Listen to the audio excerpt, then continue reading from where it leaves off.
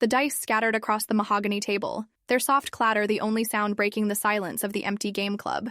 Oliver's fingers traced the edge of his cards, his eyes never leaving mine. "I think you're bluffing," he said, his voice low, intimate in the way that made my pulse quicken. The overhead lights had dimmed hours ago, casting long shadows across the abandoned tables around us. Everyone else had gone home, but we'd stayed, caught in this game that had somehow become about more than winning. I leaned forward, letting my fingertips graze his wrist as I reached for my own cards. Am I?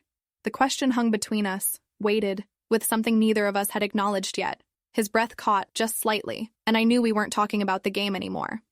Before we continue, if you're enjoying this, hit that like button and subscribe. Your support means everything, and trust me, you won't want to miss what happens next. The tension had been building all evening. What started as a casual board game night with friends had slowly evolved into something else entirely as people filtered out one by one, leaving excuses about early meetings and long drives home. Now it was just Oliver and me, the club's host, and organizer sitting across from each other in the warm glow of the table lamps. "You know," he said, setting his cards down and standing, "I think we both know this game ended a while ago." His movement was deliberate, confident, as he walked around the table toward me.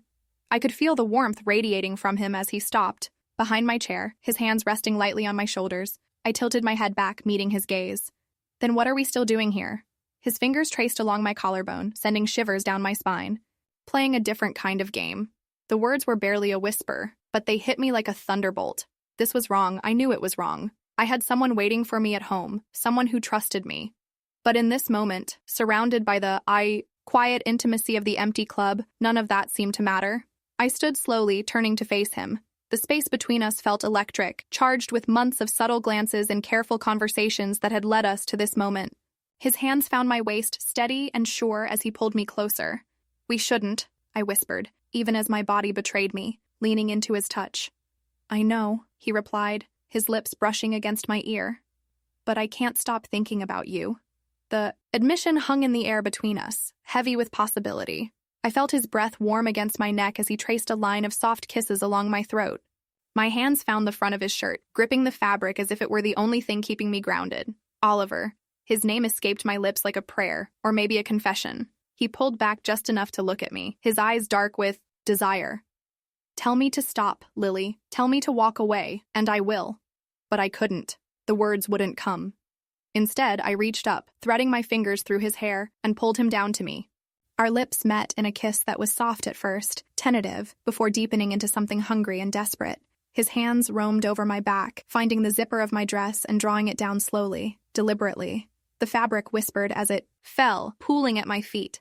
The cool air of the club kissed my exposed skin, but it was nothing compared to the heat of his touch as his palms mapped every curve, every line of my body. I tugged at his shirt, needing to feel him, to eliminate every barrier between us. He helped me, shrugging out of the fabric before his lips found mine again. The kiss was deeper this time, more urgent, as if we were both trying to pour months of unspoken desire into this single moment. He guided me backward until I felt the edge of the gaming table against my thighs. Without breaking our kiss, he lifted me easily, setting me on the polished surface. Game pieces scattered and fell to the floor with soft thuds, but neither of us cared. The only game that mattered now was this one, this dance of hands and lips and breathless whispers. His mouth left mine to trail down my neck, finding that sensitive spot just below my ear that made me gasp.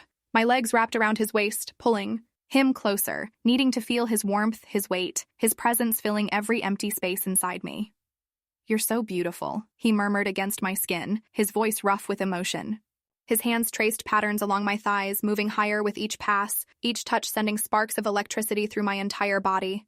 I arched into him, my fingers digging into his shoulders as he continued his exploration. Every caress was deliberate, purposeful, as if he was memorizing every inch of me. The table was cool beneath me, a stark contrast to the heat building between us. His lips found mine again as his hands continued their journey, gentle but insistent. I could feel the tension building, coiling tight in my core as he moved with practiced certainty.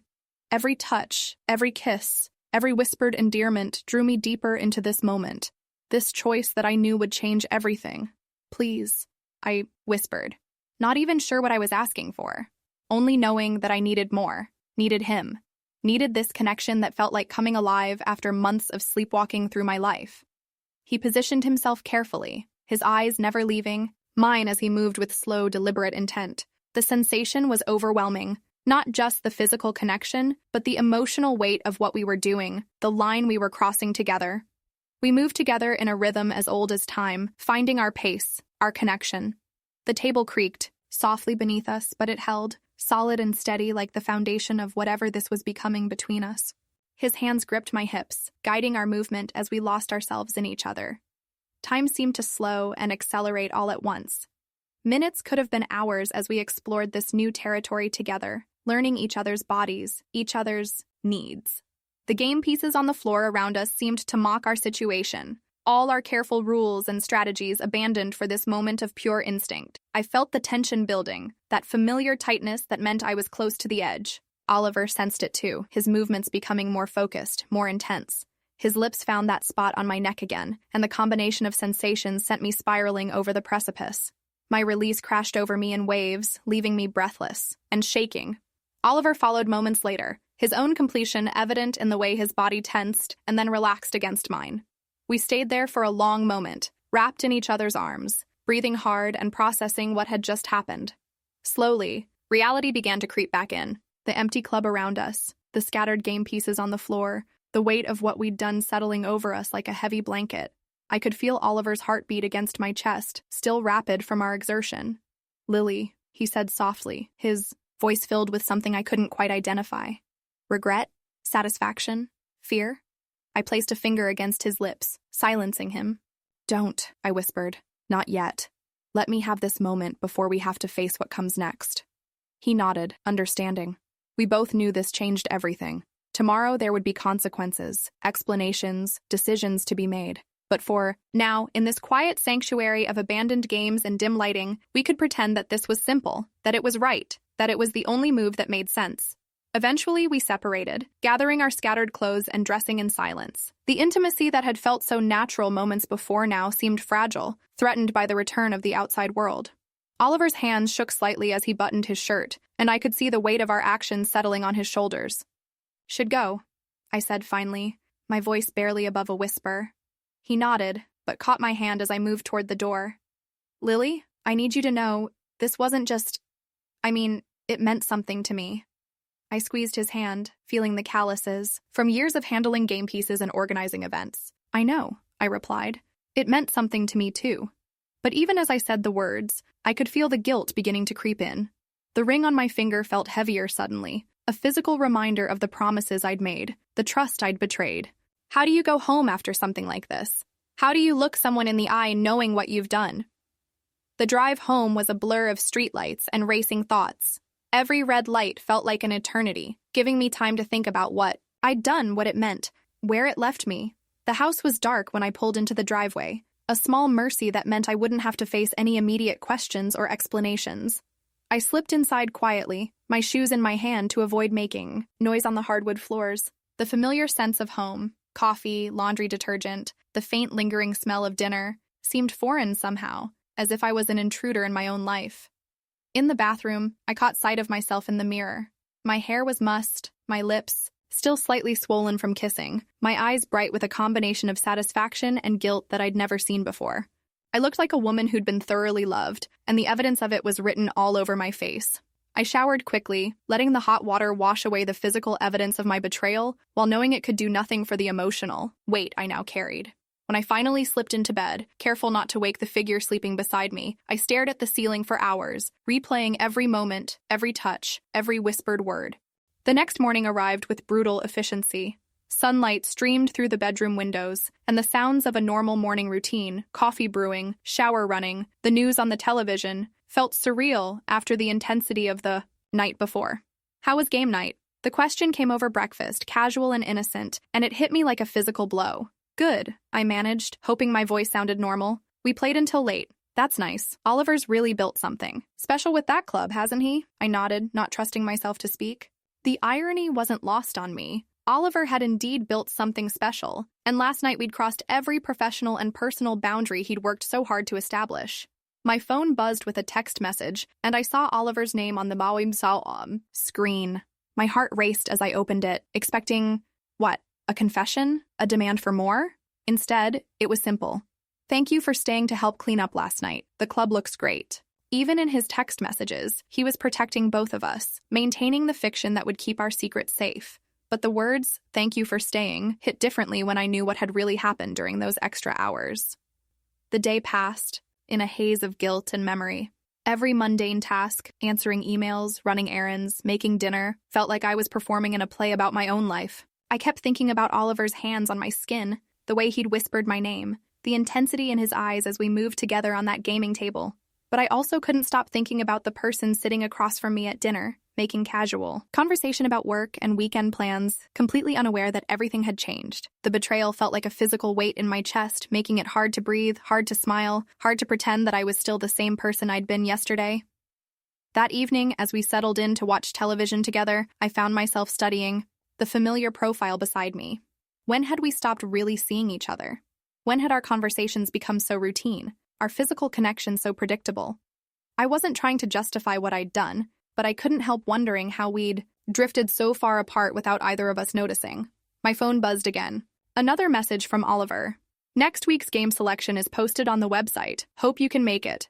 The invitation hung there, innocent on the surface, but loaded with implication. He was giving me a choice, a chance to either pretend last night never happened or to acknowledge that it was the beginning of something more. The rational part of my brain screamed that I should stay away, that I should never put myself in that situation again. But as I looked around at my perfectly normal, perfectly safe, perfectly predictable life, I couldn't ignore the way my pulse quickened at the thought of seeing Oliver again. Last night had awakened something in me that I'd forgotten existed, a sense of possibility, of passion, of being truly alive in a way I hadn't felt in years. The week crawled by with agonizing slowness.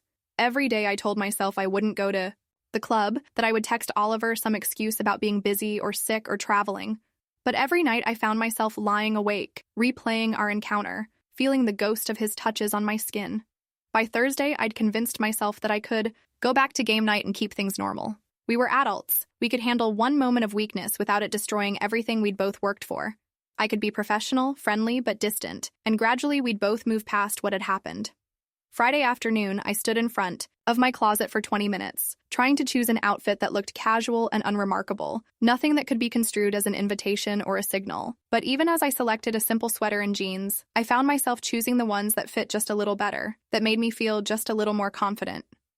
The club was busier than usual when I arrived, with several new faces mixing with the regular crowd. Oliver was in his element, moving from table to table, explaining rules and mediating disputes with the easy authority that had always drawn me to him. When our eyes met across the room, he nodded politely, professionally, giving nothing away. I joined a game with 3 other players, forcing myself to focus on strategy and rules, rather than the way Oliver's laugh carried across the room or how his hands moved as he demonstrated a new game to a group of newcomers. For the first hour, I almost succeeded in pretending everything was normal. But as the evening wore on and people began to leave, I found myself lingering again. Not intentionally, or at least not consciously. I told myself I was just finishing my current game, then helping to put away equipment, then having one last conversation with another regular about strategy tips. By 10 o'clock, we were alone again. "Lily," Oliver's voice was soft, uncertain. "I wasn't sure you'd come back." I turned to face him, my heart hammering in my chest. "I wasn't sure either." He stepped closer, close enough that I could smell his cologne, see the flecks of gold in his brown eyes. "I can't stop thinking about last week." "Neither can I admitted, the words tumbling out before I could stop them. This time there was no hesitation, no slow build of tension. We came together like magnets, our lips meeting in a kiss that was hungry and desperate and full of a week's worth of suppressed longing. His hands tangled in my hair as mine fumbled with the buttons of his shirt, both of us urgent in our need to reconnect, to recapture what we'd found and lost and found again. We didn't make it to the table this time. The couch in the corner of the club became our haven, its soft cushions cradling us as we rediscovered each other with hands and lips and whispered endearments. Every touch felt like coming home and running away all at once. Afterward, as we lay, intertwined in the dim light, Oliver traced patterns on my bare shoulder with his fingertip. "This is dangerous," he said quietly. "I know. We could lose everything. I know." He tilted my chin up to look at him. "But I can't stay away from you." The confession hung between us, heavy with implication. This wasn't just physical attraction anymore. It was something deeper, more complicated, more threatening to the carefully constructed lives we'd both built. What are we doing, Oliver? I asked, voicing the question that had been haunting me all week. He was quiet for a long moment, considering. I think, he said finally, we're playing a game where nobody wins.